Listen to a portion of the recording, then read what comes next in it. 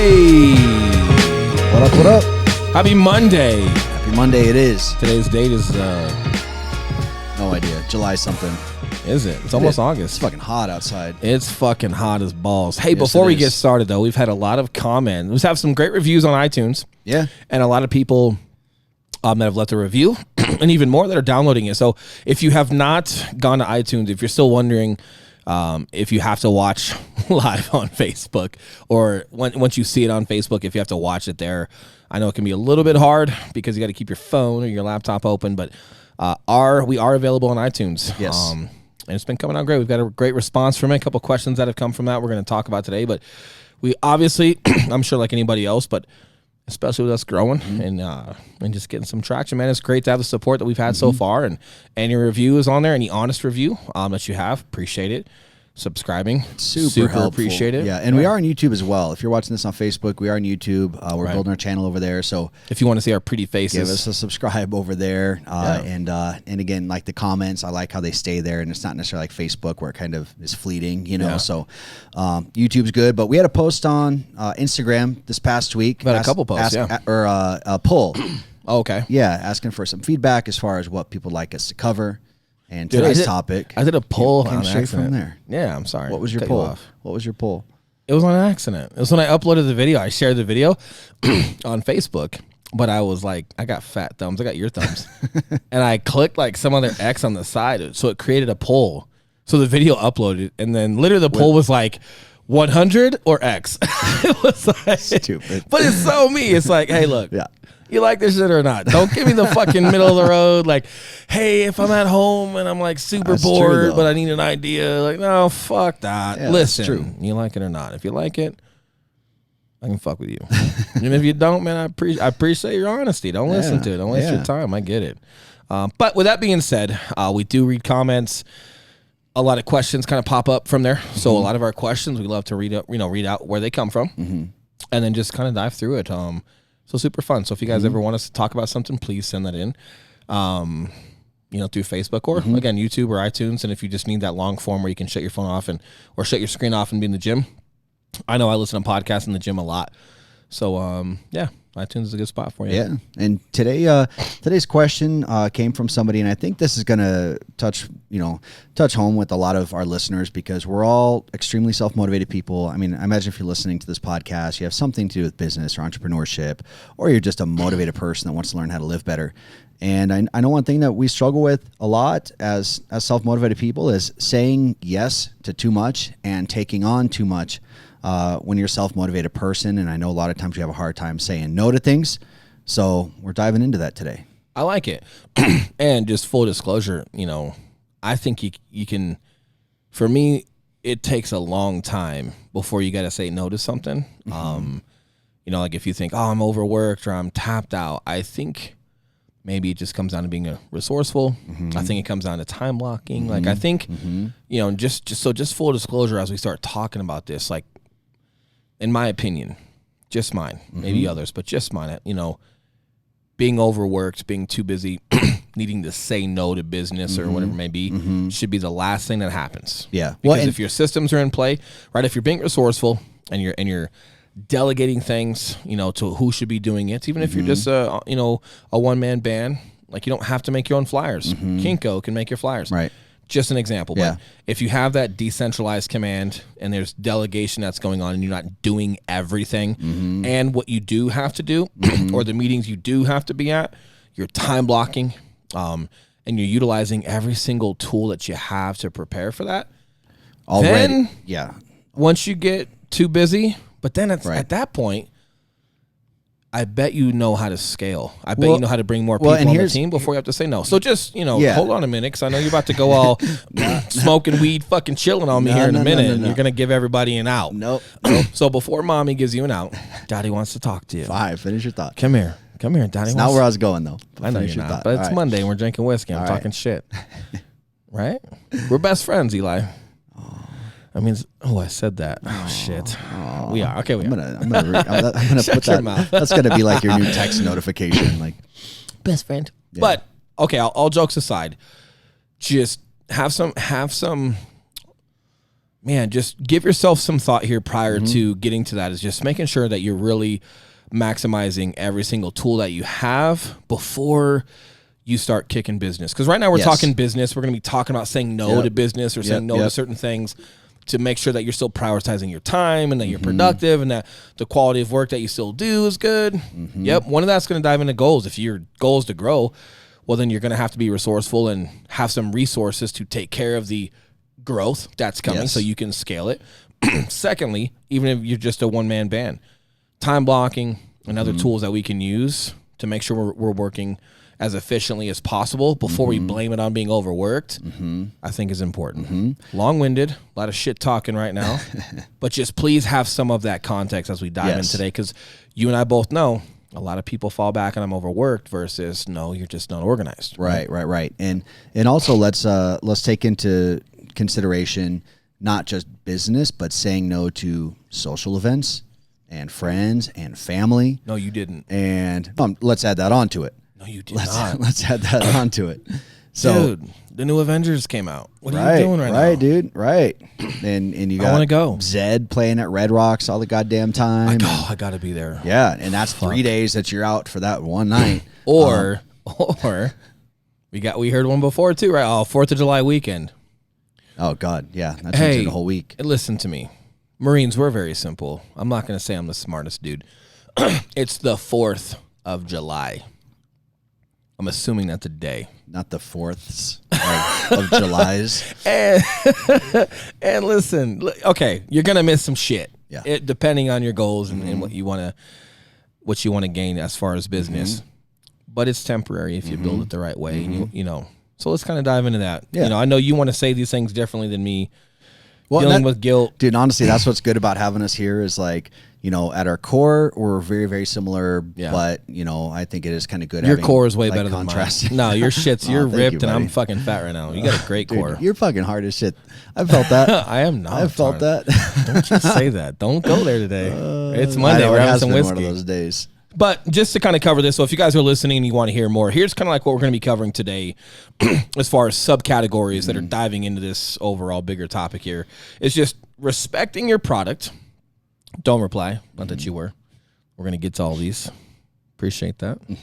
Respecting your product, as in like just doing quality work and knowing when to say no and just not saying yes to everything, and then you end up watering down your product and you don't do well, and then continued business from there. It's not necessarily good, right? Like I remember growing up.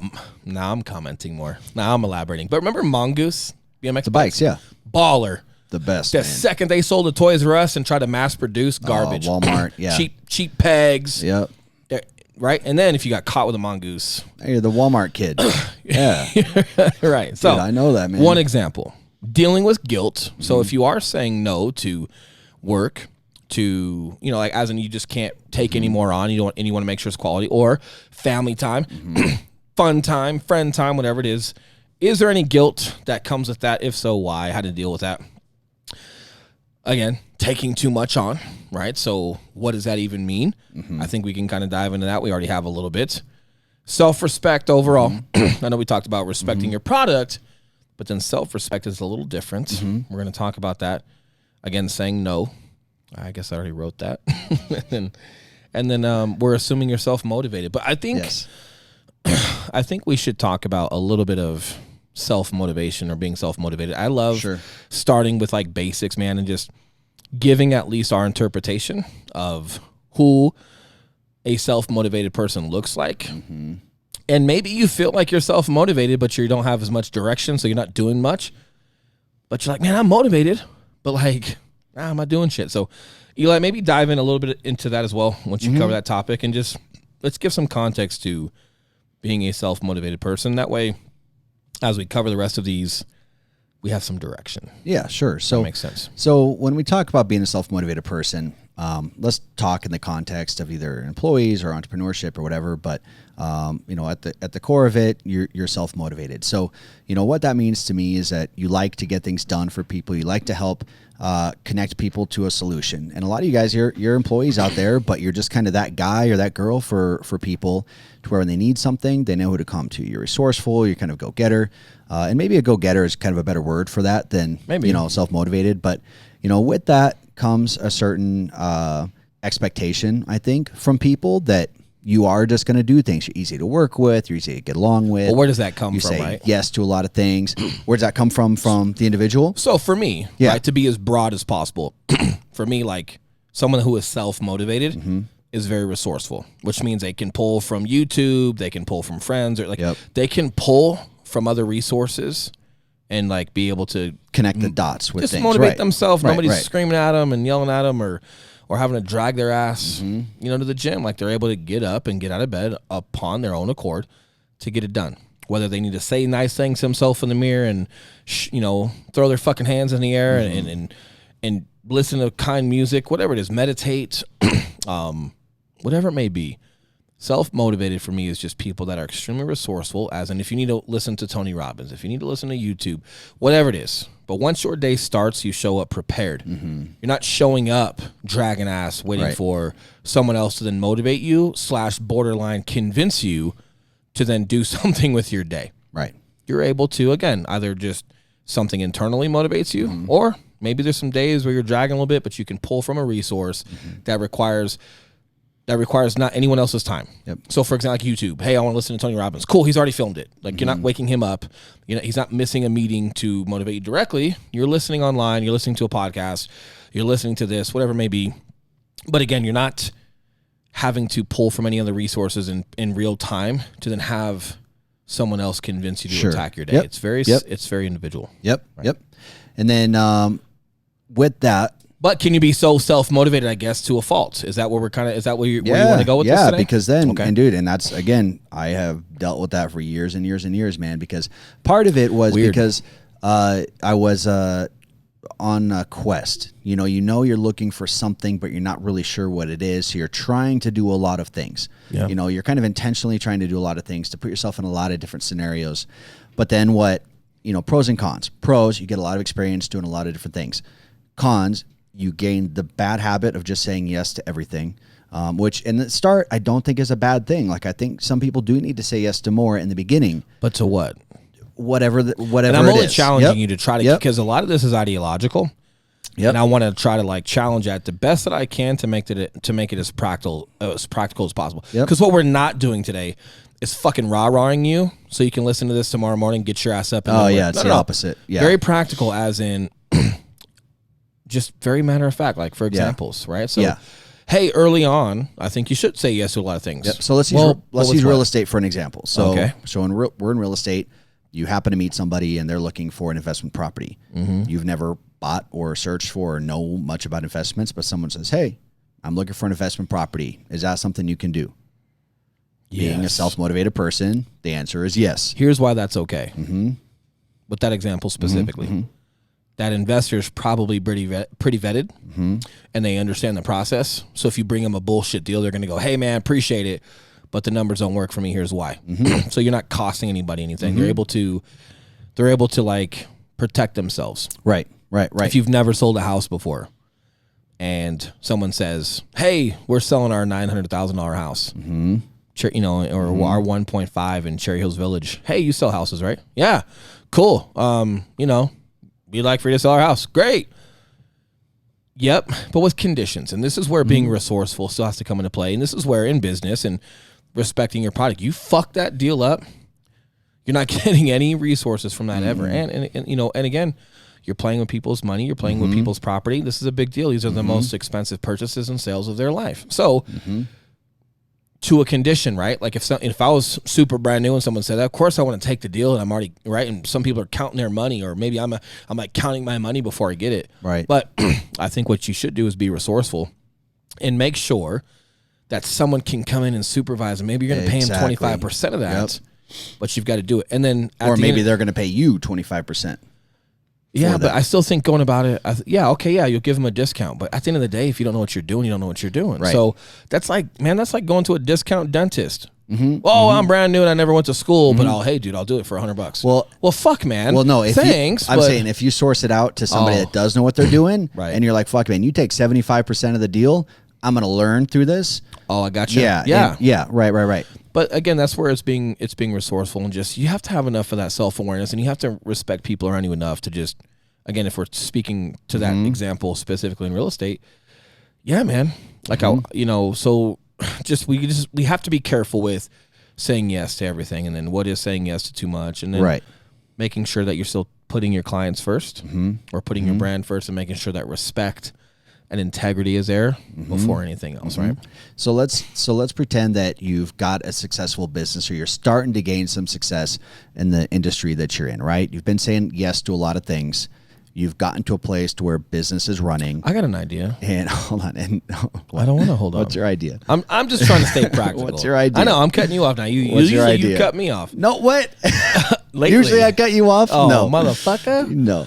Yeah. All right. So here's my idea. What?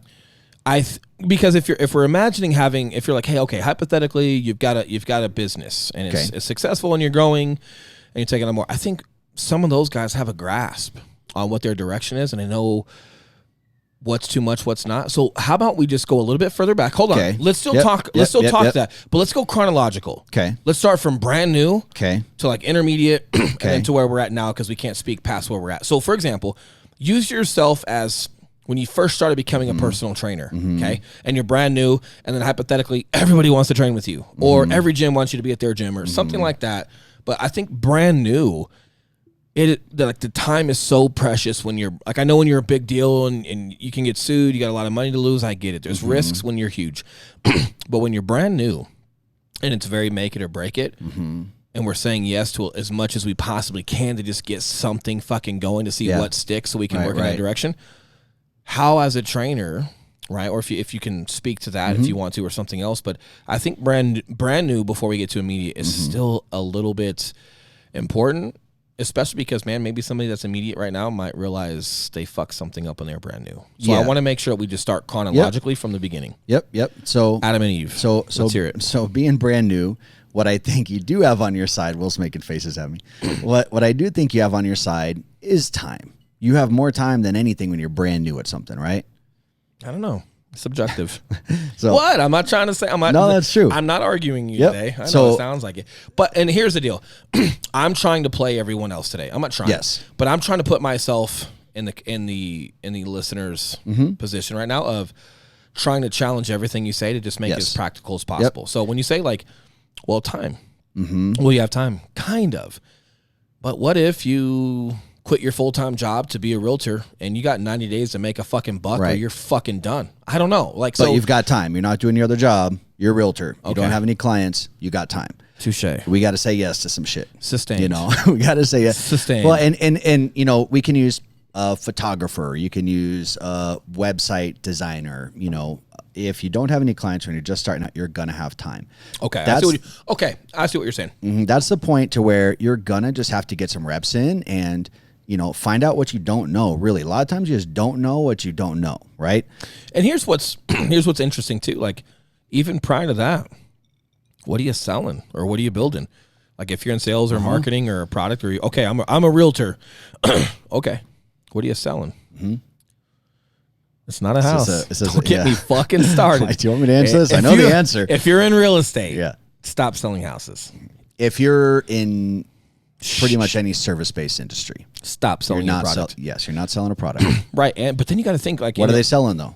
We haven't themselves. There we go. But here's what's so crazy. Okay, when you and I first started this whole thing, right? You remember when they would teach, like, okay, what's your it's so good, man. I just want to hold on. Let me get some whiskey. I hope you're watching me right now. Remember those classes where they would have you picture your ideal client? Who's your client? Right? Close your eyes. Who's your client? Okay, my client is late 30s and they're on their second home and they got one kid, a little boy. His name's Marcus. And and why is that your client? Well, because that's me. I'm this, and I'm close to that age, and yada yada, right? Like, what the fuck, bro? Yeah. Listen to me. No, don't fuck it. Don't listen to me. I don't care. Listen to me.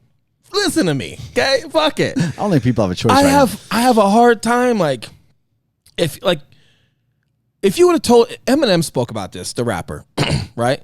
He spoke about how shocked he was when 17-year-old white boys were like, 80% of his concerts because he never had any like white support from the underground and this and that. You know why? Just lack of exposure. And it just wasn't there yet. Right. But once all these suburban white boys that just were never good enough for their dad and whatever they were going through could relate to him because his rap was real and it kind of spoke to them to an extent, and like maybe they came from white trash, whatever it was, blew his mind. But then it also made sense at the same fucking time. But if he would have like, okay, look at me, I'm Eminem. What's my ideal client? Fuck. Right. Dude, like who am I making music for?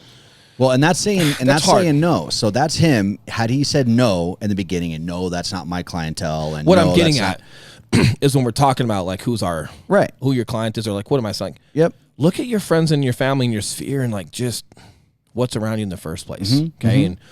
And this is why being true to yourself is so important, man, because you and I, we have people on this team, on our team, soccer moms. Oh my God, they're proper and they speak well. And, Yep. But they listen to gangster rap. Right. and you're like, hey, that's so cool. But then you go, oh, nothing on the surface explains why you're on this team. Yeah. But once I get to know you, now I know why you're on this team. And thank God you and I were honest through video. So people at least had an idea of what they were getting themselves into. And then same thing with our clients. We work with people like, I feel like they're our people, right? Like there's just something about them that just vibes with us. Right. It might be the most odd thing, but it's there. So yes. I'm going to let you get back to your point, but the reason why you're your product is it's your truth. Like it's not, you're not selling, I'm selling a house. So is everybody else. Welcome to Denver. Everybody is selling a house. And there's companies out there right now, man, that want everybody to have a real estate license. Right. Because it's so easy to get one. And they're thinking attrition, right? They're just thinking like, well, if we have 5,000 people with, a license and they give us one deal a year, cool. Well, that's 5,000 deals, right? So there's that out there. And this is why you have to be so true to yourself. So when we're getting back to this whole thing and figuring that all out, kind of figure out who you gravitate to or who's gravitating to you. And that's versus part of trying to fit into a box that maybe you don't fit into. And that's part of saying yes to a lot is you're going to try a lot of things and you're going to be able to see, okay, where do I fit? What am I naturally good at? And, using real estate, if you try dabbling in some investing, you try dabbling in some luxury, try dabbling in some for sale by owners, whatever, you're going to find where you kind of click and where you have a little bit of success. And then you can start putting more time, more effort, more energy in there. Right? Agreed. Right. And you don't know what you don't know. Yes. Like we were talking to one of our agents today, it's his birthday. We're having a little bit of fun and getting some lunch. And, we're talking about like off market. Or vacants and things like that, and just the approach with that. And again, like you might crush that. Like, hey man, if you're from a certain demographic or from a certain neighborhood and that neighborhood is transitioning right now and you can speak to it and you feel like you know those people in that community and you know block by block what's going on, man, that might be a home run. So hey, even though dressing up and wearing suits is fun and being fancy sometimes is fun, man, you might really crush this over here. So again, you don't know what you don't know, which is why you're right. You got to say yes, maybe to as much as possible, while still being able to put adequate effort to it to figure out what your sauce is. Yeah, that's key. And then going forward a little bit, because I think again, people that I think are really going to click most with this podcast are the people that have done that already, and they're starting to find some success. So let's fast forward a little bit to there. So you're starting to find success in what it is that you're doing. Things are starting to click. And with that comes more attention. With that attention comes more requests to do shit, right? More clients, different types of clients, more opportunities. I use that in quotes because they're not all opportunities. More people asking you to do things. Just more of everything is going to come with that. Agreed. That's where people get stuck.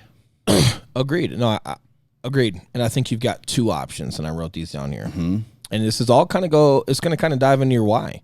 I can't speak to your why. I don't know all of your whys out there, but you've got to figure out what's your why as far as like why you're doing what you're doing in the first place. Secondly, why you chose that and what your goal is with that. So your why and your goal are not the same thing. Like if my why is to take every life experience I've ever had, mainly the ones that most people can't relate to, and then influence as many people as I can with those experiences to make as many people better as possible, well, then my goal would be at scale, correct?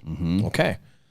Or if yours is to provide for family, hey, I want to provide for my kids and my wife or my husband and my kids. You know, if it's a woman out there that's crushing, there's a lot of that out there too. Right on. And then, but you also want to balance family time where you say, hey, I want this much time with my family. I want this many vacations. And once I hit this goal here financially for the near future, I don't need to necessarily go anymore. You really got to be in tune with your why and your goal. Now, with that being said, moving a step forward, you got two options that I can think of off the top of my head that come to mind when you're starting to take on more like you're talking about, right? Two options. You can either scale, correct? Or you can be exclusive. Okay. Ooh, I like that. That's that whiskey talking. I like that. Hey, yeah. Exclusivity. So let's talk about those. Now, let's talk about these because exclusive, there's something fun about being exclusive. Mm-hmm. Because when we say, hey, I want to only work this much time and I need time with my family and I'm not willing to just go grind every weekend and do all this stuff for everybody else. Like, hey, here's where my income is at. Okay, so maybe you want to be exclusive, correct? But your income can still increase, can't it? Tell me how. Tell me how, Will. Well, supply and demand, my friend, right? The yes. supply of time and the demand of your work. Yeah, so yeah. If there's that much demand for you, but you're exclusive because you're only going to take on so many clients or you're only going to put out so many pictures or you're only going to make so many types of shirts, you can charge more for that shirt, can't you? For the same product, for your hour, for the same product, for the product, right. Whatever. Right. So, or whatever service you're giving, right? You can charge more because there's a demand for it. Now, if you aren't shit yet, like Eli and I, we're not shit, right? Full disclosure, we ain't shit. Okay? For all you people listening to that. We ain't shit. We're not shit. Right. I'm just waiting for someone to go, who the fuck are you? I'm nobody, bro. I'm nobody. That exclusive route, right? If maybe let's say you're a mom and you've got a career or whatnot, but maybe you've got like a side hustle with cookies and you make birthday cookies and different event cookies, but there's only so much time you want to give to that. If you start having that demand of more, well, then you can just charge more. You don't have to give up any more time. You just charge more for your product because it's that good. Prior to being a big deal, you can't just expect that you can charge astronomical prices because you haven't really earned your keep. Right. So you got to keep that in perspective. Or if your goal is kind of like Eli and I, where you want to scale, maybe you're a contractor and you're doing a couple of flips a year and you're starting to get more demand for it. You got realtors reaching out to you and you want to scale it. Now you have to become more resourceful. I'll let you kind of lead into that with your opinion. But again, two options I think you have once you're at a point to where, hey, growth is starting to come. Hey, I'm successful. I've got a product. I know my why. I know my goal. More is starting to come in. Once you get to that bottleneck of more coming in, you either scale or you become exclusive. And I think let's touch on exclusivity for a minute because I have personal experience out with when I was a trainer. Yes, dude. There's trainers out there that charge $1,000 an hour or some crazy shit. Well, right? And here's the hard part: is going to your full clientele and telling them, "Hey, I need to start charging more." That's the hard part, and I had to do that 2 times over the course of my career. And every time I was super worried about it. Every time people were more than happy to pay more, especially because they already knew my value, and they're just like, "Hey, bro, all good." You know, well, and you're exclusive in that conversation. It's kind of like, hey, Bill, love you, man. You've been here since day one, and I've got a pretty high demand as far as like more people that want to, take my time. But I've also got some goals and aspirations of what I want to have for myself. And, instead of me having to work 7 days a week, I can still work 4. Yep. As long as I charge more for the time that I do have. And here's the deal. At the end of the day, if you got 30 more people want to pay that price, this is where you have to start making decisions. Right. Because you can still balance that family time. And I like that. I like that process because there are successful trainers that are able to do that. Now, there's online courses. There's a ton of stuff trainers get into to get super creative, right? With meal plans and their online course for $5. That's scale. Even though it's written and it's more of a scale process. And I think it's a little convoluted to dive into. So I want to keep it basic for today. But a lot of guys get paid a lot more money once that demand is built up, and they don't necessarily have to work more. The fact that the demand is there says you can charge more. Yes, and I think hands down that is the answer to your question. If you guys are out there and you're like, yeah, I love what I do and I love my clients, but I'm not paying my bills, or I'm not, I'm paying my bills, but I'm not able to save, and I need money to scale. I want to scale, but I need money to scale. you already have people that know, like, and trust you, charging them more is your answer. Oh boy. As long as there's a demand, because you can't go bullshitting your clients and be like, hey bro, so here's the deal. And you're full of shit. Well, because what if they're like, hey, cool man, but yeah, that's too much for me, I'm out. Fuck. Yeah. And that's where self-awareness comes in. Well, that's no, where integrity, man. Like you can't lie to a client. And look, if you don't have the demand, you got to have a reason to, like, have some, this is where it comes down to, like, respecting your product. If you're going to go to a client and talk about charging them more, why? Either you have the demand, or maybe the market has just changed. Yeah. And the market. Fuck, bro, you're training someone for 5 years. Yeah. What happens to milk over 5 years? What happens to cars over 5 years? All for it. Not doubting you here. Yeah, yeah. I'm just making sure people understand that you've got to articulate the value. Yes, absolutely. So if you're going to charge people more, there's either a demand for it, or maybe the market's adjusted and then training just costs more, and you just you no longer can afford it. Or can you give them a better product instead of just what you were giving them? Hey, we're going to charge this, but I'm going to include all these things in addition to that. Right. Right. And then they say, no, I don't want that shit. You're like, what are you saying, right? I know. Now, scaling. Yes. Right? I know we're talking personal trainer kind of thing, but let's kind of, so for example, for me, for real estate, right? Like, my thing is taking every unique experience I've had in life that I used to alienate myself from society with and just realizing, man, there's a lot of great tools and experiences I've learned from. If I can give those to as many people as possible, I can create cohesive units. I can create culture. I can create impact and influence like we had through some of the experiences that I had. So mine is scale. But with that being said, like, this is where respecting your product is huge, because right now we've got 10 agents on the team. That might sound big because successful teams have a hard time the more that they add. We could probably have 50 by now. But the deal is, like, our product of how adequate someone is and what their why is and what their proficiency is. And even before that comes, our ability with integrity to train people and give them our time matters, which means I'm not taking on 20 agents at one time because I can't give you the same amount of attention that people prior to you got, which means I can't expect you to be just as proficient as they are because you didn't get the time invested, which means I watered down my product. Right. Okay, we can't do that, right? You got to keep respect for your product. So if you do want to scale, like, you still have to understand how to be super patient. You got to understand, like, like with fitness. So usually guys are big, but they're not that cut. And then guys they're super cut, but they're not that big. If you can be super big and cut, that's like scaling a company, but you maintain culture and integrity and proficiency and quality of brand. Yeah. You're a hybrid of both, right? That's the anomaly. That's the hard part. How do you do that? Because when you talk about scale, people's minds go to one of two places if they haven't done it before. Either A, I'm not good enough, and they just don't do it at all, right? It's just out of fear. Or B, exactly what you said. It's not me. It's not going to be as good, and people aren't going to pay for it.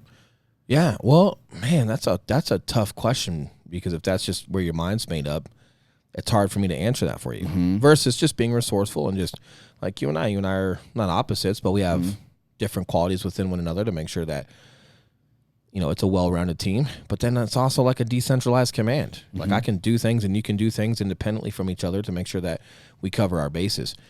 But you've got to be resourceful if you don't understand how chain of command works and if you don't understand how adequate training works. But I think if you have a successful company, right, and you now want to scale that and you say, okay, well, I'm ready for more people, you have to just make sure that you can give enough time for training and supervision with the actual job to make sure that they're proficient. And and here's my thing, when people always say, hey, no one cares more about your shit than you.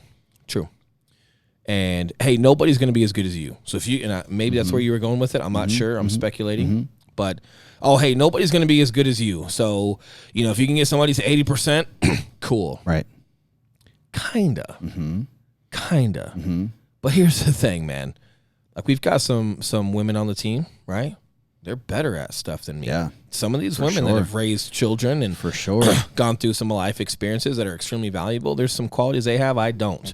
Or there's some things that they can speak to that I can't. And that's why this whole thing is fun. This is why making sure they're fundamentally sound, making sure there's been enough, supervision that we know that they're adequate. But then thirdly, you just got to let people be themselves, right? Like, when we have agents on the team, I'm not in their sphere. They have their own sphere, their own network, their own friends. that aren't mine, which means they've got to address them and be themselves. But maybe how I do it isn't right? You know what I'm saying? Like, this is why fundamentals are so important, because it's not, man, it's just understanding that dichotomy. Yeah. Right. And it's not like, hey, well, they can't do it as good as I can. Well, hold on a minute.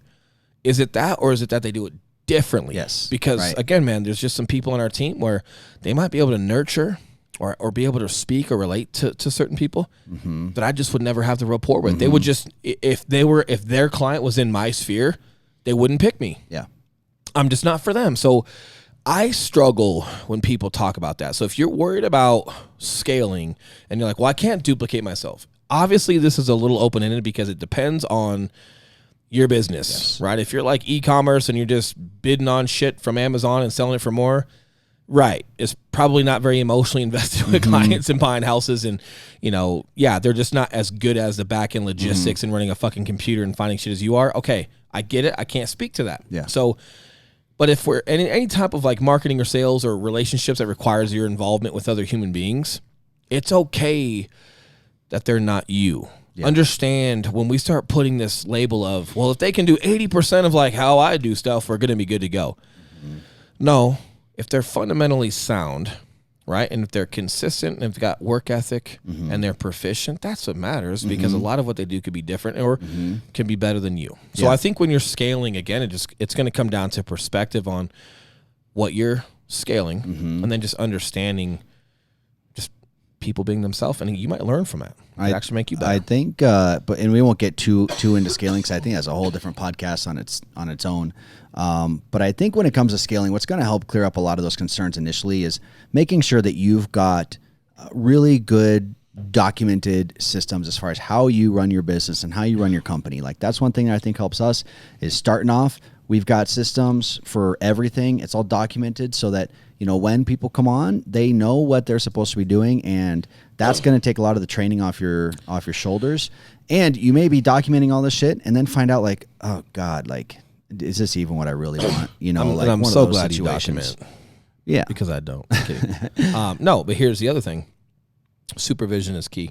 If you're, and I'll kind of leave it at this for scaling, and then we'll kind of move on and get into some other really good topics here, but you've got to have your hands in it. Emotionally intelligent and knowing, like when we had a team meeting not too long ago, and I was like, hey, here's the deal, guys. Like, it's your business. You're 1099. It's your company. You're here. We're loyal to our team. We're committed to our team. We should be doing good things. But at the end of the day, this is yours. But don't think for a second I'm not driving by your open house in a different car. Don't think I don't just sit on the block and just watch if you knock the neighbors' doors.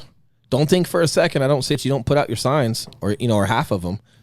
And like some of the looks on their faces, right? And one guy, wasn't even him. He wasn't the issue. He was fine, but he was like, oh, he was like, I could put out more signs. I'm like, no, right, you're good. Yours are actually pretty good, man. But yes, think about that, but in order to be a leader and scale and understand, hey, people are going to be different. They could be better at using things, worse at using things. The bottom line is you have to grow your business within a pace that you can supervise. Okay. And then as we grow and grow, okay, well, what's that number? How many people can you supervise? You're right. It might be 5 for you. It might be 10, it might be 15, but at some point, you're going to have a right-hand man that can also check and make sure things are proficient and adequate, so you're actually hitting everyone. And you can't lead 100 people by yourself. It's going to be more work at the get-go. I think people 100%. Get into this thinking, oh, I can just put this work on somebody else. No, it's going to be a lot more. You're going to be doing double work for a long time before they're caught up and you're able to kind of hand that off. But one of the worst is being the guy that's 1 foot in, 1 foot out. I'd rather, a business owner, I'd rather him just get all the way out and get someone in place that really is in than try and dabble and, kind of supervise, but then they're gone. Are we talking about like a guy that's been in business for a long time and it's and they're scale. Yeah, exactly. And that's scaling. Or they're scaling because it's popular right now. Yeah, whatever the situation is. Right. Yeah, just don't be 1 foot in, 1 foot out. Well, you're letting people down. That's a whole nother conversation. Yeah. But let's get into some other topics. I want to hit guilt, man. So hold on a minute. God, you're so depressing right now. So excited for guilt. The fuck, bro. Listen. So just to recap, okay? you've got your why, you've got your goals, you've got your brand, you're starting to grow as far as some traction and some momentum, and you're starting to gain more business or just more attention. So maybe, or whatever it may be. Two options: you can either scale that or you can become exclusive. Both have income benefits. They're still a little bit different, but again, two options. Dive into these if you're listening and really give this food for thought. You've got two major options. You can scale that, right? Or be exclusive. Okay. All right, Mr. Depressed. Okay. Oh, that was it? Well, I just want to recap, man. Shut the fuck hilarious. up. Jesus That's Christ. hilarious. We're having a little fun today. We're kind of shooting from the hip today and have a little bit of fun. And you get brave on whiskey. I think enough now that because of like my experiences with law enforcement and everything else, that I won't kill you on camera. Yet. You know what I mean? Yet. So you're like, we got that little liquid courage in you, and you're like talking shit to me today. I like it. So you're getting more attention, you're getting more requests to do stuff. At what point, what do you say no to? What do you say yes to? At some point, you've got to start looking at it like, all right, I've got my experience, I've got some reps in. You have to look at it like a what's in it for me sort of thing. I love talking shit to you. So let's go chronological. Okay. You're a brand new business owner. Yep. Brand new entrepreneur. Right. You're going to be saying no to events and family functions and birthdays and shit before you start saying no to clients. Yeah. So let's start there. Well, you should be. Right. You should be. Right. You should be. Let's start there. Yeah. How do you deal with the guilt of, hey, no, I can't make 4th of July a weekend. I can hang out on that night, but I got shit to do. Missing birthdays, missing holidays, whatever it may be. Because you're growing that. Let's talk about the guilt, because sometimes that's a harder one. Dealing with the guilt of saying no to a customer, depending on your business, you might not lose any sleep over that. You're just, hey, man, sorry, I can't help you. Right? But when it comes to the guilt of family members or friends and things like that, of missing birthdays and holidays and certain stuff, like, how do you deal with that guilt? What helps a ton, it doesn't solve it. You'll still have to, address issues. But what helps a ton is setting expectations up front. Having the foresight to see, okay, I'm going to be missing some things. And Hold on a minute. Yep. Man, I'm just like helping you. I'm just throwing you bones today. When you say setting expectations, it sounds like you're talking about having a conversation with someone. Okay. Yeah. Go there. Yeah. Get a little bit more. Because again, if I'm someone listening right now and you say, well, it's just about setting expectations. To who and what? I was just about to get there. Okay. So having the foresight, setting expectations. I digress. And having the foresight. Echo Charles. Having the foresight to understand that you're going to be missing holidays and birthdays and things like that. And hey, if you're a new entrepreneur or new business owner and you're completely oblivious to the fact, fun fact, you're going to miss some shit. You're going to have to, okay? Because things are going to come up and clients are going to be a priority. You're going to have content to make. There's so much to do when you're launching a business in those first 5 years. You're going to be missing some shit. And guess what? If you're able to make everything, you're probably not doing as much as you could with your company. But having the foresight to see that there's going to be some obstacles pop up, and then having those conversations with your close family members as far as what that's going to look like, what your focus is going to be for the next 5 years, and you're going to do the best you can, but saying, hey guys, I may miss some holidays, especially if you guys have families out of town, and going out for Christmas isn't just going over to your mother-in-law's house on Christmas Day, but it's going for a week, over the New Year and shit, or missing 2 weeks. And, if your wife's going to be upset with you for that, you have to look and see, okay, what is my family dynamic and who do I need to have these conversations with? And if you're launching a company and you go to Christmas in Florida with your wife's family for 2 weeks, you better have that conversation sooner than later, because you're probably going to have to miss it. I love it. Yeah. I do, man. So now let's go even further. Yep. Let's go even further back. Okay. Before you have that talk with your wife. Okay. Have that talk with yourself. Okay. Like, you need to understand, like, lay everything out, expectations and what it's going to take, maybe resource, and talk to people that have done it before. Like, when people talk to us about real estate, man, I'm super clear about it. If you want to be successful, if you want to do 5 deals a year, it's a different conversation. But depending on how successful you want to be, I'll tell you right away how it's going to go. I did it, right? So I know how that's going to go. You got to be able to just go, all right, before I go opening my mouth to anyone, am I okay with that? Dude, and not only am I okay with it, but like, you know what got, and this will tie together, trust me. I hope so, because you cut me off. I had another thought. Did you? Go ahead. No, it's all right. You know what? I need this for later when I cut you off. I need That's some true. I need video some evidence. Ammo. I know. Ammo. You know what? Initially, so when I was going to the gym. I had gym friends, but I had zero exposure to the bodybuilding or competition world. Zero exposure. This one guy from the gym invited Megan and I out to Famous Dave's for barbecue. Mm-hmm. We show up there. There were other people from the gym who, you know them from the gym and shit. But anyway, we go and sit down, order beers, food's coming out. And my buddy, actually the one who invited me, he pulls out his fucking Tupperware and opens it up, and there's tilapia and Brussels sprouts. And doesn't say anything to anybody. He just has his unsweetened iced tea, and he's sitting there eating that. And I'm like, hey, dude, what you doing? Like, what is that? And he's like, I'm prepping, bitch. He's like, oh, I got a competition coming up. What kind of competition? Bodybuilding. And I'm like, this is what you have to do? Like, you invited me here, dude. We didn't invite you. Like, you invited me to Famous Dave's, and you're sitting here doing this. And he's like, yeah, bro, but all good. It wasn't a thing. He didn't make a big issue. He wasn't rolling his eyes about his tilapia. He just wanted to be social. He invited all the people out, and he's just doing his thing.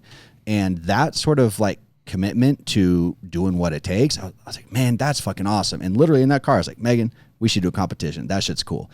As a business owner, as an entrepreneur, I almost love that shit. Like I think absolutely. You have to like that. There has to be a certain level of intrigue. Hard. Yeah, you have to like the hard shit.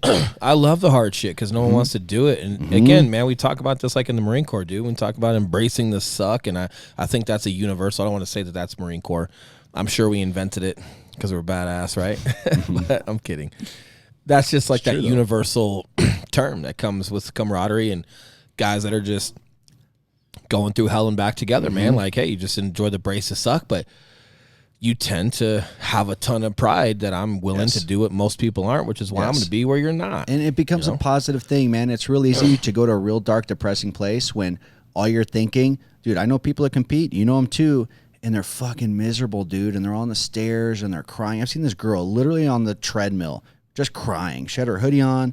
She's just crying, walking on the treadmill and incline. Bro, that's such dedication. And I'm like, it is, but at the same time, I'm like, if this is it, like, just don't compete again. Like, you have to but let her finish. Let her get to the stage. But after that, like, and with entrepreneurship, it's fucking hard. You're gonna miss shit. Yeah, you have to learn to enjoy that part of it and expect it. Rewinding a little bit, back to my point that you took from me. Having that, so no, that's great. No, I like the elaborate, and I really love the example of that guy that was eating just savage, right? Yeah, but also not. No, but it's just sitting there eating. No, man. Let me explain this whole savage and like alpha male shit. Let's just clear the air. If you're calling yourself an alpha male, you're not. Stop it. Okay, you don't self-proclaim that. I agree. Just be a bad motherfucker. Yeah. Be about your business. Take care of your family. Do good shit, man, and try to make people better. Good to go. Okay, don't name yourself alpha. Okay, fuck, man. Secondly, savage. It doesn't mean you got to walk around with long hair and a mohawk and like a tomahawk in your fucking hand. No, it's just it's like, hey, it's just a mentality of just a savage. Yeah. A savage will do anything and everything to be successful at whatever the fuck he's doing. Okay, so we're in society. We're not halfway through the evolutionary process, dragging our knuckles, killing fucking monkeys. We're not doing that. What we are doing is competitions and other stuff. So I just mean like the mentality is like he's just very matter of fact and just savage in the fact that like, yeah, man, I'll sit here and watch you guys eat ribs. I don't give a fuck. I'm on a mission. I'm not going to let that mission deter me from enjoying my friends and enjoying the social life and having fun and smelling that barbecue. But at the end of the day, I'm going to eat this and I don't give a fuck. Yes. Yeah. Savage. I love it, man. But before you get there, right, we talk about, hey, have this conversation with yourself, right? And make sure that you're up for that challenge. And here's why. Your word, okay, is fucking everything. There is only so many things in this world that's yours. Man, we pay taxes, man. Money comes and goes. Friends come, whatever it is, right? Your word is one of those things that it is what it is, man, and it's going to be as good or as not good as you let it. If you're honest with yourself and you're like, hey, I'm committed and this is what I want to do, a bodybuilding competition, a business, whatever it is, this one's universal, man. And then you go to have that conversation with your family or your significant other, and they support you. Okay, hon. Appreciate you talking to me, and I know this is a lot of work, but I know that you really want to do this, and you just convinced me, right? You better fucking do it. Okay, you better do all you can to make right on their trust. They're trusting your word. That's it. Everything right now, it's not tangible. This is not real right now. You haven't made any reality of anything, correct? So you allow them to support you, and then you fuck that off, your word is gone. This isn't just about your business. This is like the trust that your family has. Even more so, hey, if you're changing careers or transitioning into a career and you want to try something else, but you can't quite leave your career, you've got to maybe transition a little bit. And it's going to take time away from your family because you work a normal full-time job. So then when you're off, you're doing this side hustle and you're trying to get it going, which means it's taking time from your family. And you gaff it off, you're losing your word. And here's the deal. They might let you, because if you gaffing it off means they get more of your time. No, honey. Oh, the kids. Oh, I just won't work tonight. Yeah, let's Netflix. In the moment, they might appreciate that, right? But you're full of shit, and that matters. And like the next time, a couple years later down the road, you got some other idea, and you go at it again. Over time, they get numb, or they think they might be kind to you, but they think you're full of shit. Yeah. So again, man, like before you go opening your mouth and trying to get anybody on board with whatever you're trying to commit to and be productive with in life, going to the military, bodybuilding show, any life, going in and hey, I'm going to quit my job and join the police academy and go be a cop. Whatever it is, this is beyond just entrepreneurship, man, because when you try to when you're having that talk with your wife like you've had before and I've had with mine, and man, I don't think people have enough weight with that. I think we're always running our fucking mouths, and don't get me wrong, guys, I get it. I'm on a podcast. I get it. I run my mouth. But at the same time, man, my word, man, that's everything. You know what I mean? And like when I decided to transition and leave that fitness company, and Kate is living with her parents and our daughter is living with her parents, and I'm sleeping in the basement, bro, you bet your ass her believing in me, her trusting my process, you bet your ass I'm going to do anything and everything to make sure that she sees she bet right and she trusted right. Well, I can't sacrifice that, man. And once you get to that stage, I think that's where I've just started to get in the past couple years, to where I have said yes to a lot of shit, right? But I think that's also helped get me to where I'm at, is by saying yes to people. And yeah, let's check out this opportunity. But then what happens is your bullshit radar has to be really good, and you have to be able to bail. I think like the second you see something's bullshit, or someone's not who they say they were, someone you said yes to, or you find out it's just not the best fit for your mission, you have to be able to cut ties and move on to something else. And that's where I think that's kind of the interim phase. Before you start saying no, I think you're still saying yes, but maybe you're saying yes, but then quickly you think something's some bullshit. Well, right. And I think that's a subcategory. So hypothetically, yeah, you have a conversation with yourself. You're on board with yourself. Great. Right. You have a conversation with your family. They're on board. Yep. You're going and putting the work in every day. Yep. You're going to have some failures. You're going to have some mistakes. Yep. You're going to tell people yes. They're going to kind of fuck with you or fuck you over. It won't be best.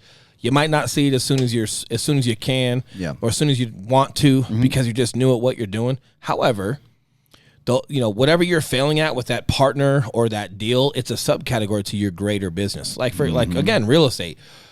All right, I talk to myself, I'm on board. I talk to my family, they're on board. And then I go out there and I'm doing traditional sales and I'm doing off-market stuff with investors. And then an investor fucks me. Yep. And I don't catch it as quick as I should because I'm new. Okay. But I'm still doing real estate. Yes. So when I say have a conversation with yourself, make sure you're good to go. And then when you talk to your family, right, like, and they trust, like they support you and they're trusting in you that you're doing what you're supposed to be doing, it's not about the mistakes you're going to learn along the way. It's about getting out there and fucking doing it versus being on the couch, hanging out, watching Netflix. Yes. And again, they might like you for it at the moment, but they might also think you're full of shit and like, oh, that's cute. Oh, honey has another idea. Yeah. Oh yeah, no, I support you. Cause no, you're going to be home 2 days from now. Yep.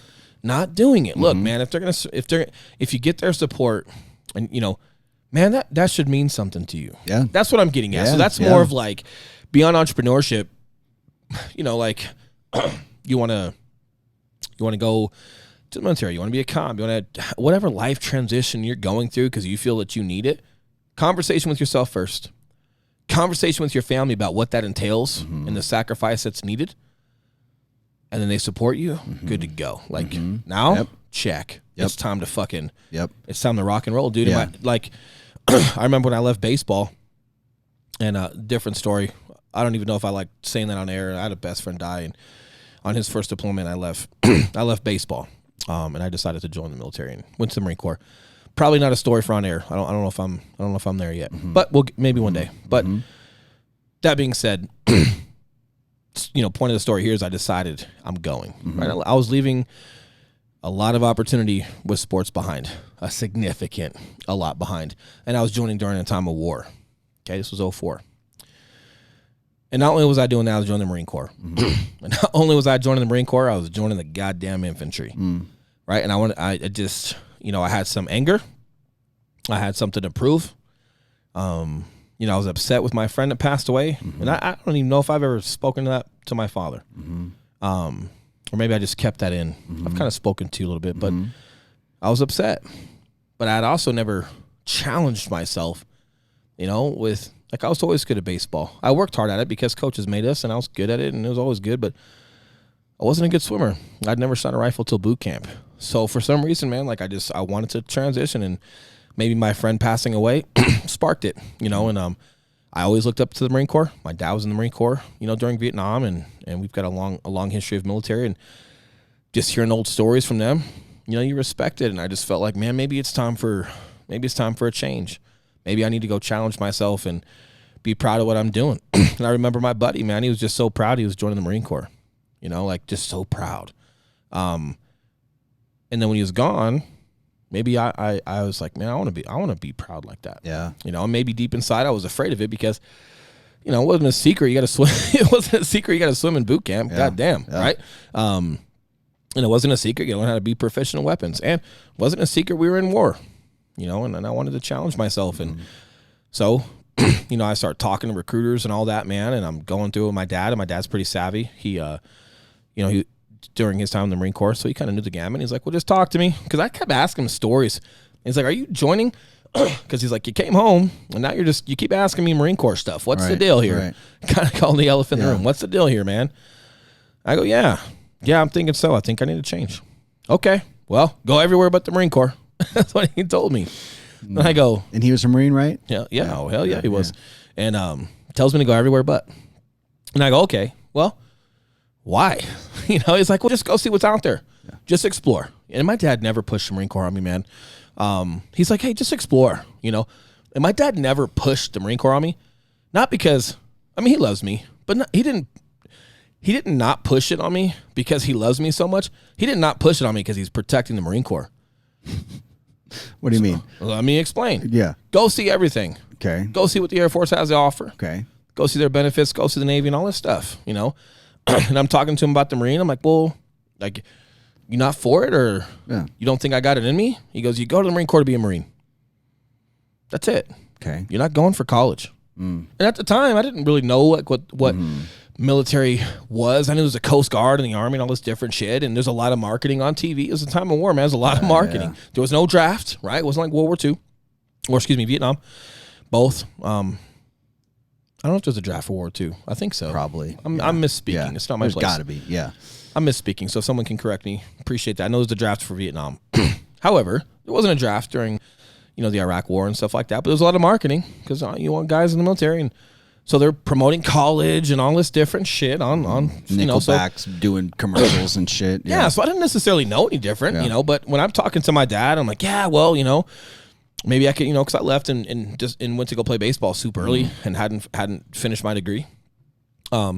Hey, they pay for college and different, and I'm just saying what I'm seeing on TV. I hadn't necessarily given enough perspective. So again, man, it's no disrespect to my dad. I'm not saying my dad doesn't love me. Of course, I think he does, right? But that's how deep the Corps runs. Yeah. Right? That's interesting. Like he'll protect the Marine Corps even from his own son. Right. And it was like, hey, no disrespect. Here's the deal. If you're talking college and you're talking fucking this and fucking that, right on. Mm-hmm. Rock on, bro. But if you want to talk to Marine Corps, then we're going to talk about being a Marine. Yeah. We're not going to talk about college. I gotcha. We're going to talk about what it means to be a Marine. I gotcha.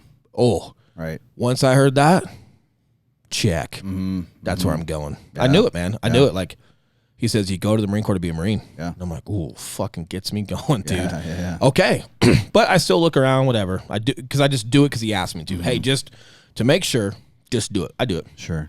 I go down to MEPS. I'm taking my ASVAB tests and all that bullshit. And when I'm down there, man, like, a lot of guys are out of shape.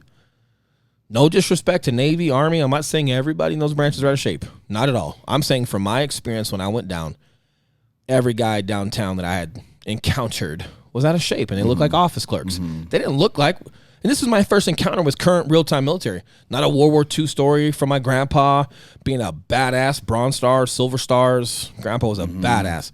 That's my perception of military growing up. So when I get down there, I'm okay. I'm ready to take my test, do my written test. And, hey, military guys are going to be down there because it's just downtown. It's MEPS, you know. Cool, right? And I see him. I just got done playing ball, dude. Like, I'm in good shape and whatnot. But I'm already thinking, like, oh, I hope I'm good enough. Yeah. And dude, they look like shit. Yeah. They look like shit in their uniforms. Guess who didn't? Marines. Goddamn Marine Corps. Yeah. Right? Yeah. They looked like a They looked the part. They looked like a Marine should look. I said, that's it, bro. Right? Not only am I doing that, what's a Marine's Marine? Yeah. No disrespect to any Marine out there. Right? But the backbone of the Marine Corps, it's a goddamn infantry. I'm going infantry. That's it. I want to challenge myself, man. And again, I haven't even talked about a lot of this stuff. So forgive me if I'm processing thought here and trying to figure out what I'm even okay to say on air. Not that I'm keeping secrets or anything. It just, man, it's a soft spot for me. But yeah. So just processing my friend, and well, that's what that's what he was. He was a machine gunner. So part of it was that, just wanting to challenge myself, but then part of it was just seeing the pride of the Marine Corps and what it all meant, and even guys that weren't even deployed, just holding a standard as a recruiter, and just knowing like, hey, I'm the image of the Marine Corps right now. The guys overseas that are fighting, they're not. I am. I'm the guy recruiting, bringing people to the Marine Corps. And, dude, it shows they have a standard. For me, not that other branches don't. They do. Of course they do. I'm talking my experience. And I loved it. And I felt like maybe that was the direction that I needed and the challenge that I needed. So then, here's the deal. You got to have a conversation with your family.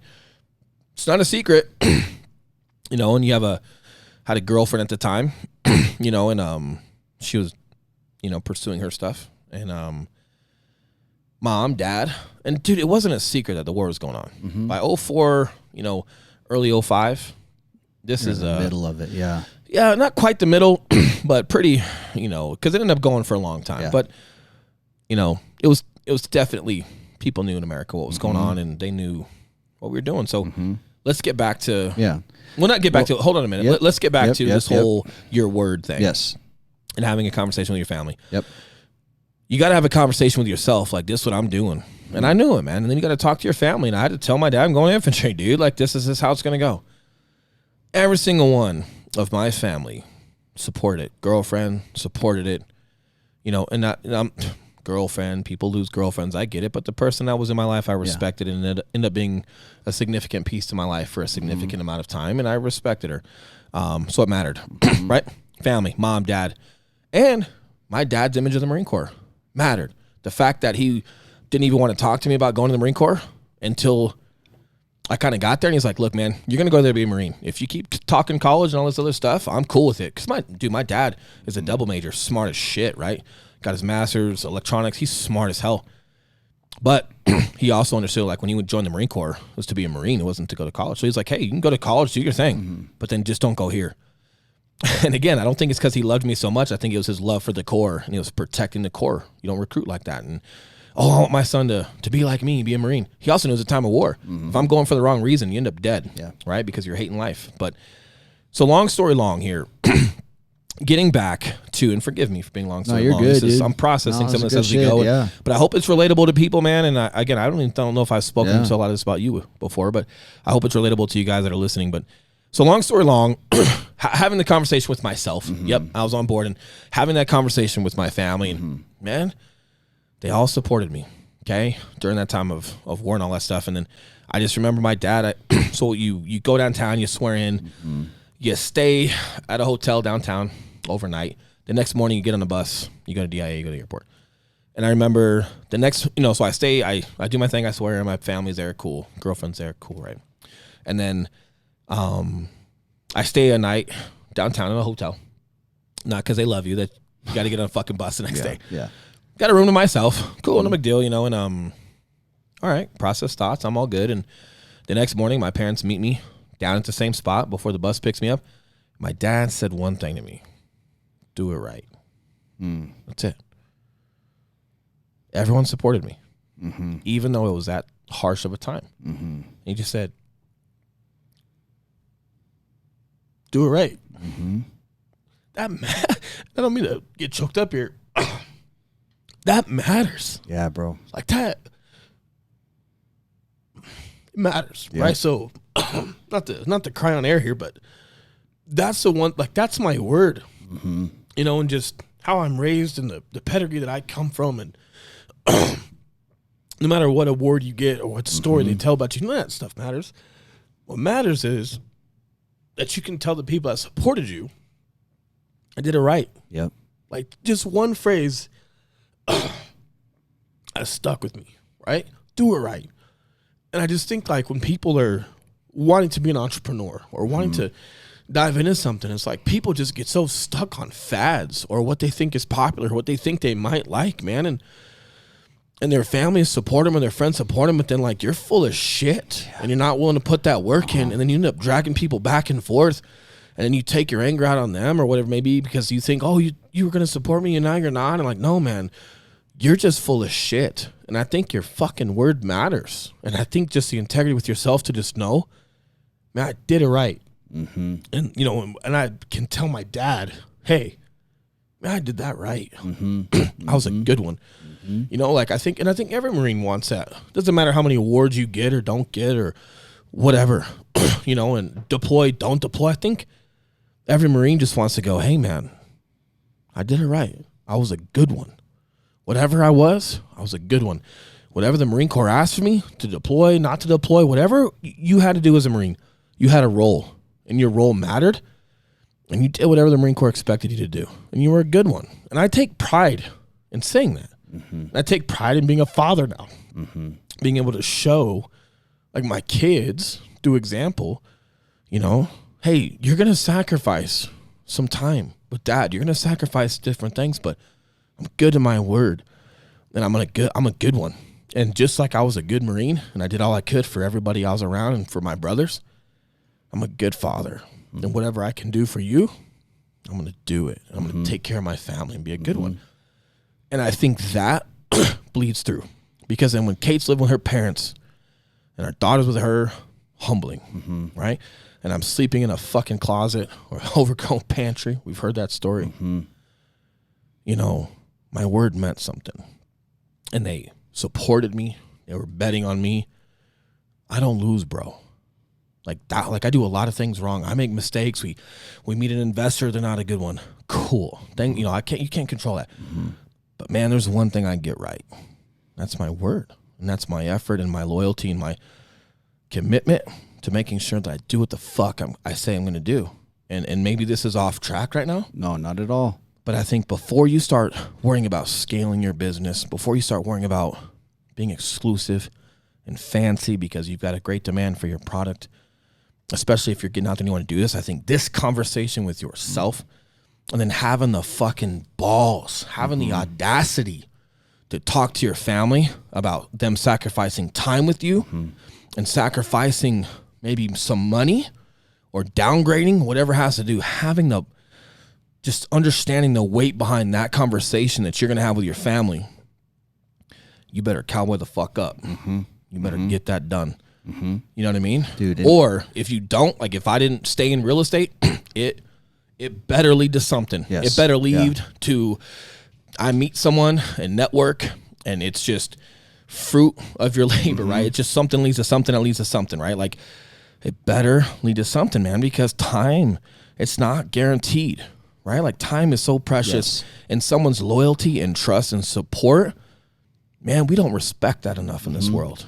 And when you understand that, and you understand the weight behind it, that leads to you putting that much effort into something, I got a hard time thinking you're going to be a failure if you actually respect what the fuck kind of conversation you just have with your family, man. So not to get all teary-eyed, you know, but well, what this matters, man. What this is, man, and this is how this ties in perfectly to our conversation now, because when you have that level of conviction, and I think people, such a great word. That's tangible right now. Like I think our listeners right now, like having heard your story and feeling your emotion, when you have that level of conviction with yourself and your business, that means your business now is on mission status. And when you're in full on mission status mode and you have that level of conviction with yourself and your business and your word, Now, it's fucking easy to say no. When an opportunity comes across your path and you're on mission status mode, the question you need to ask yourself is, does this fall in line with the mission? Will this help me accomplish my mission? No? Then no. I'm sorry. My family's number one. Yeah. My word's number one. Can I just not give the level of care that these people would expect from me? And maybe I can resource it out and throw something away, or just politely say no. But, you know, and when you have that, I love that word. Great word today. But if you have that level of conviction, man, I carry that to my clients. Dude. I don't get teary-eyed with my clients. Don't get me wrong. I mean, my dad means a lot to me. We've had our ups and downs. We had a couple years that were, you know, hard to talk about, we'll say. You know, but at the end of the day, you know, I do understand him. I do understand where some of it came from. And it means something. But now when we have clients and we say we're going to get something done, rest assured, man, everything within my power to get something done and put a certain level of effort and expectation on myself to be proficient matters. And that's why you and I personally average 2 to 3 referrals per client that have actually closed. You know, and I think people are smart. And I think when you have that level of conviction, I think they trust in your process and they want you to help other people around them. And your decision making just becomes super clear. Like, you know, I know up before probably 2 years ago, I wasn't on mission status. Like I was, but it wasn't clear. You know, again, I was on a quest. And I was constantly like, you know, getting asked, oh, hey, man, like, let's do a Facebook Live together. All right, bug it. Hey, man, we should do this together. Come meet for coffee. All right, cool. But now that we have a very clear mission as far as what we're doing, what our brand is, who we are as people, our word to our families. Now, when someone asks me to be on their Facebook Live, it's, nah, dude, I got a brand I'm protecting here. Well, you're protecting your brand and you're respecting their time. Listen, man. Yes. You know, I'm not sure when I've got the time for that. And I just don't know if it's going to be productive for you because I can't be consistent with whatever you want to do. And you just got to keep in direction. And a lot of stuff in our industry, it's lenders want to have coffee. You know, like, hey, I want to show you some different programs or get to know you and see how I can help you and will. Man, I appreciate that. Dude, thank you for calling. I'll never be rude to someone who does the shit we do. It's in our industry. And if you're respectful of time and here's what I love to do and get to know you, I say, hey, here's my deal. We've got 2 of them that we use right now that we recommend, or 3 of them that we recommend, and they're rock stars and they're awesome. And I'd rather be cohesive with those guys than just keep my network so big I'm just throwing deals wherever and I don't really get to know anyone. So it's like, hey, just respecting your brand and knowing, man, if one of our clients wants us to recommend some lenders for them to use, holy crap, it's the biggest purchase of their life. Yeah, I want some history with you. And once I get history with people and it's working, and it's cohesive and communication is good, and I've got several different options so I can really advise my client of, hey, I've got 3 or 4 I'm thinking of, you know, and based off of your needs, here's why I'm thinking of these guys. Give them a phone call. There's integrity behind what I'm doing. And I think, again, man, people are smart. I think they understand that. And when you provide the value of like why the communication between realtors and lenders is so important and it's missed nowadays, it's huge. You know, but again, it just, that, man, just wanting to do it right and have integrity and keeping your word with your family or just with yourself and just doing it, it's going to bleed into all of your little daily tasks. And all of your commitments and your integrity with your client. And when you're focused on the incremental, dude, that greater goal is going to be there. Dude, it does. And that's where, like, coming up on guilt now, because part of the question was that we got asked on our poll was, how do I deal with the guilt associated with saying no? Here's the thing. If you're staying true to your mission, you've got a clear idea as far as your why, your goal, what your mission is, and you're dead set on that, and then you have to tell someone no, and then you back it up with a polite why, there should be no guilt associated with that at all. Unless you feel like you're just saying no because you want to sit home and watch Game of Thrones or it's some actual bullshit. But if you're saying true to your mission and that's why you're saying no, there should be 0 guilt associated with that. At all. At all. And here's my thing. I'm going to imagine I'm on the other side of that and I'm asking for someone's time or, hey, can you help me with this or that? Or, hey, do you want to do this? And someone says, hey, really appreciate you reaching out. Here's kind of like where we're at and what we're doing with business, man. I just don't have the time to commit to that. Thank you. Thank you for being honest. And not overcommitting yourself and being a piece of shit 6 months down the road and not doing what you committed to. And then just making the entire brand watered down or or just giving yourself a bad name. Like, hey, man, I appreciate your honesty because guess what? I don't owe you shit and you don't owe me shit. You don't owe me a fucking thing, you know, but the fact that you're honest and you're telling me you just can't commit to that It saves me so much time of canceling and then rescheduling with you because you got to cancel again, and then chasing you down when you finally get there. You're not even present for that Facebook Live video because you're distracted, and now it's like just this big awkward thing, and I asked you to do something for me, you said you would, and then you come and you fuck it off. Now I'm like, hey, no, I'm just wishing you would have just been honest to me. So if you respect people for valuing who you are and they actually want to reach out and do some business with you, respect that, because maybe one day you will have time. And maybe that guy that asked you is a big deal someday, and maybe you guys link up later on. So respect their time, you know, and just be respectful of the fact that they want to do some business with you, you know. But then on the flip side, if you're open and you're honest about it, and then they throw you some shade, well, did you want to do business? There's your answer right there, isn't it? Okay. Hey, I'm not sure where that's coming from, man. I'm not even sure why you're so tied up in my commitment to you, because there is none. And I'm trying to be as honest as possible, and I'm sorry that frustrates you, but hey, man, you already know there's something else, entitlement, but there's something else like, well, you think I owe you something because you want to work with me? I'm just supposed to give that? I don't know what it is. But that person that's throwing you shade, if you've been honest and open and clear about it, there's something else there. Are you ego? Are you new? But you're entitled to think that I'm supposed to like help you along? No, I'm not. And if that's family too, you know, in regards to in regards to holidays and stuff, you know, having the respect there in your friends for social events, you know. But let's tie them back to holidays. Like, let's say you are busy, you have some shit going on. The power of a quick FaceTime, like, you know, like by the way, this is the first time. Fat, look at me. This is the first time we've ever done this on a live show.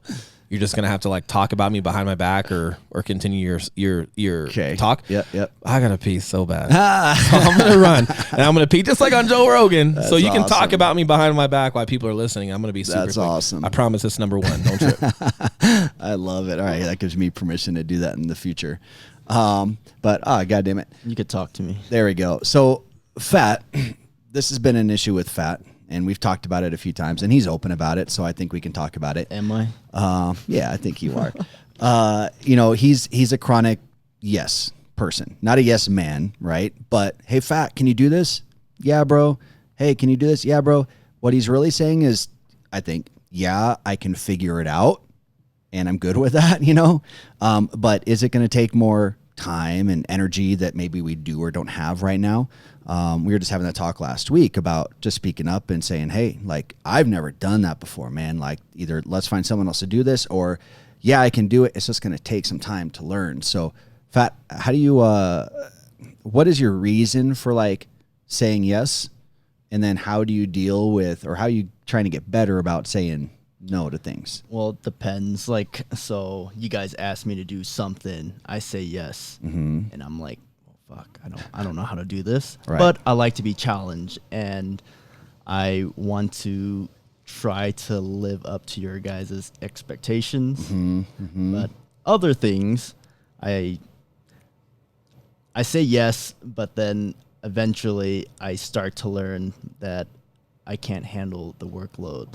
Right. I can't handle the workload, and it's not worth it. Like, so you've got to feel that. So you feel that pain, and then you see your work suffer. Yes. And your product Everything's suffers. getting watered down. And just the quality of work is not where I want it to be. Yep. And then so going forward, what's the fix to that? What's the fix to that? It's just for you in regards to your scope, in regards to your product. Is it just flat out saying no? Yep. It's just learning how to say no. Yep. I'm back. I made it. Yep. Will's back. Will's back. And I want you to finish so Fat. So I'm guessing we're talking about him going from freelance work, right, and just taking contracts and taking people as they come to now he's full time. He's a partner with us. And us throwing all sorts of shit at him, and him being like, yep, cool guys, I can do that. But then, that part, and twofold though, because you've had to say no to business in general, because you used to freelance. Yeah. And he had a lot of people, different stuff that always pop up. So that is one thing you've gotten great at saying no to. Yes, because now that I'm exclusive to this team, I'm full time. I don't have that time. Sure. I tried it. I tried the freelance. I tried to take in more jobs, and it's just. So that's funny you use that word. By the way, that's one of our options. Be if you're a videographer or you're creating some marketing, some branding, there's companies out there that want you to be salary or want you to be a partner. Yeah. And you know what? Fat dealt with some shit, man. Fat dealt with like the whole freelance and people not paying you and using your proofs. Remember that? Not gonna name any names. I don't want to get all calling people out. People got the balls to just go, oh no, hey dude, you gotta pay me before I give you the product, man. Oh no, that's okay. I'll just use the proof. Yeah. And yeah, dude, I'll just get you the money tomorrow. No, the fact that it's got my logo all over it means like, hey, you're not supposed to use that, right? So, that's a cold game. Yeah. They just don't value branding and marketing and videographers like they should and scaling their company. That's hard. So maybe it was easy for you at some point to say no to like freelancing. Right. But then now that you're with us and we're all boys and partners and doing this together, it might be hard to say no to us with work. Yeah. I mean, I said yes to a lot of things. So I got a little taste of like that celebrity social media influencer life, that the weddings, So I got to feel what I liked. Yeah. To be specific, Fat was filming booty. Lots of booty. Some high grade, popular, subjectively. I'm not saying I liked it. Cover my own ass right now. No pun. But film some pretty famous booty when he says celebrity status on Instagram. And what I like now too, like you're at that point to where I think it's like, yes, I'll take, like I have interest in that, so I'll learn it. Like this podcast, prime example. None of us had any idea how to do anything with a podcast, but we all said yes, and we all figured it the fuck out, and it ended up being a great thing. Right. Now, with some other things that could be distractions or, some other opportunities, we'll call them, that pop up down the road, I think we've got enough pillars going right now and enough things kind of checked to where it's like, hey, let's get these to a point to where we can scale them or we can be, exclusive to a certain thing before we take these certain things on. So, well, I could be speaking for myself and instead of like Fat speaking for himself here, or I could be speaking for Fat, but I think it's so important to go back to the beginning of this podcast when we say being overworked and having to say no to stuff, you can go a long way, right, Fat? Like, I think he's like, whatever, bro. I think when Fat was first getting tapped out, or there's just some disconnects and some work, and we're not, man, we just can't get all this stuff done. Yeah. Once we time blocked it, and then once Fat and you and I and some of the contracts that we have within the team started working cohesively, where we all knew level of quality, which Fat's always been, but just a certain vibe or type of video that we wanted. Yeah. Now he can go do a lot of stuff on his own. So now he's not waiting for you and I to go do it, which means it's on his own time, which again, reframing some of the structure along with like time blocking and just getting more proficient at our workload got better. Yes. So again, like I don't think Fat's overworked right now, right? I think we're doing pretty well. Yeah. Oh, yeah. And you're on air. That's just like when you're starting a workout program. But again, man, it's so hard to say like, oh, I gotta just say I'm just so busy. I gotta say no to all these people, or they're like, come on, man. Right? What was that show? Come on, man. Like, come on, man. Like, are you sure? Or could you be a little bit more structured? Right? Could you time block? Or are you really working as much as you say you are? And here's the question too. Or is your business one of those things that you don't really like that much? Ooh. And that's like with the podcast, this shit doesn't feel like work. We do this every goddamn day. And I'll never say I'm too busy for the podcast because I genuinely like coming here and doing this. Unless he's going on vacation. When I was personal training, man, you get another client and I'm just like, nice, but God, it feels like fucking work. And that's where it becomes easy to feel overworked, when you just don't like what you're doing. Maybe the hours you're not overworked, but when you don't like those 10 hours that you're putting in. But hold on a minute. Let's hear it. There's parts of this that's work that's not fun. Yeah, I know. Direct messaging people that comment or ask questions and thanking them for their support and hey, what do you think of this? What do you think of that? Not as fun. Not as fun. Right. Yep. So that's kind of like the whole part as far as like the person, the new client, they're dramatic. Like there's some pieces to this work with you and I doing the investment deals and the calls that got to get made and the doors that got to get knocked. And there are some pieces to this that are not as fun as a podcast. But it all ties into the overall mission. Correct. Which makes it like, okay, yep, this is worth it. Purpose. Yep, purpose, yeah. Purpose. That's a good one, man. I agree. That's a good one. We got some good little clips out of this, man. I hope so. Yeah. I'm all better now. Yeah. But I think it matters. And again, like, I'm just deep rooted with the why. And I'm deep rooted with respecting people's support of you. Yes. They never believe in me. They never want to, You're right. Sometimes it's culture, and even though you're kicking ass, maybe your parents just don't believe in you because it's not you. It's just you're doing something against the grain. Like we joke with Fat sometimes, right? Like Fat's not a doctor, a lawyer, or a nurse, So it's like, maybe like family is just like a little bit taken back by that, But then once you're successful, they support you. But we're talking about having a conversation with your family and then them just going, hey, I'm blind to this and whatever you want to start going, but I believe in you. I support you. I trust you. Whew. Those are some powerful, powerful words. And if they're not to you, they should be. Or should they be? Should be, yeah. Because now it's subjective to, have you worn out their fucking trust? Have you worn out your word? Should they? Or should they say you're full of shit? Yeah. Get back to your whatever you're doing. I don't know. That's subjective, and obviously, and that's up to you for you to determine. Right. Correct. In life experience and writing your own story, and man, that's a whole nother. I think Friday we're going to cover writing your own story. Yeah, and being the star of your own movie. A big guy that I look up to is Tosh, Brian Sean Tosh. Call him Tosh, Crooked Butterfly. He's our ghost co-host. He's like our third co-host. Tosh, if you are listening to this and you can timestamp when this is, like, I'll buy you. He's a co-host. Beef jerky for a year. Co-host, whether he likes it or not. He just doesn't know shit, it. Right? Yeah, by association, but no, great guy. He mentioned it. I'm not sure if it just came from him organically or he heard it from another podcast. I've heard it from Joe Rogan before.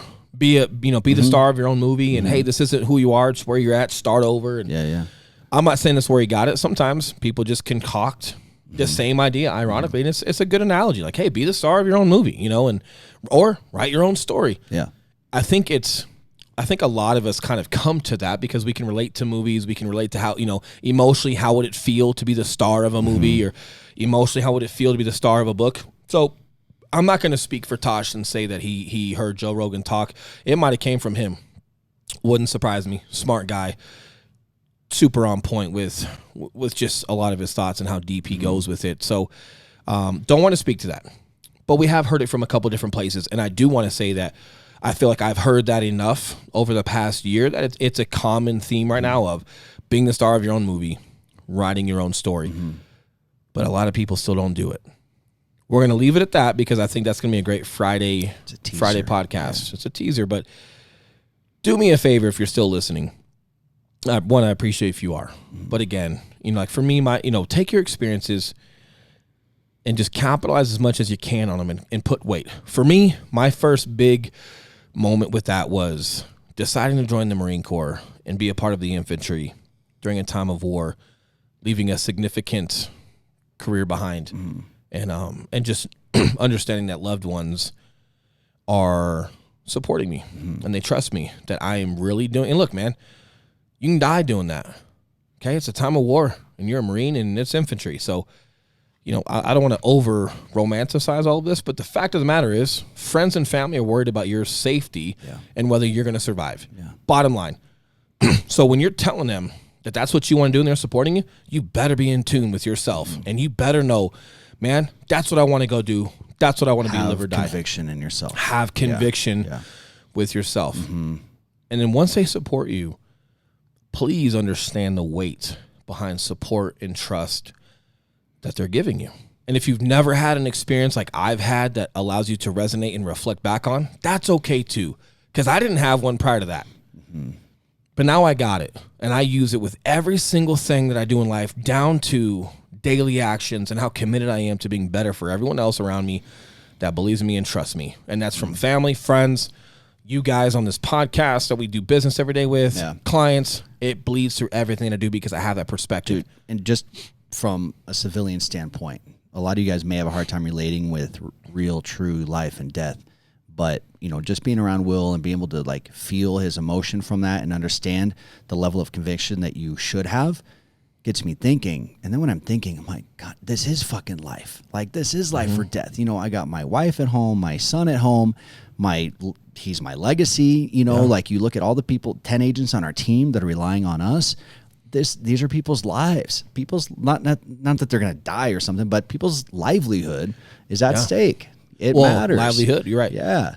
It is. And they're trusting you with it. Right. And I think there should be weight. It's a big fucking deal. You're right. And if you've never had that perspective that I've had, if you've never had that moment that lets you resonate, that's okay. Just understand, beyond scaling, beyond, I'm looking at my notes here, right? Beyond scaling, beyond being exclusive, beyond, man, I'm getting so busy with business and what should I do with it? Before any of that even happens, or maybe it's starting to happen and it's just now your business is going to start requiring you to dedicate more time, and now you're in that transition.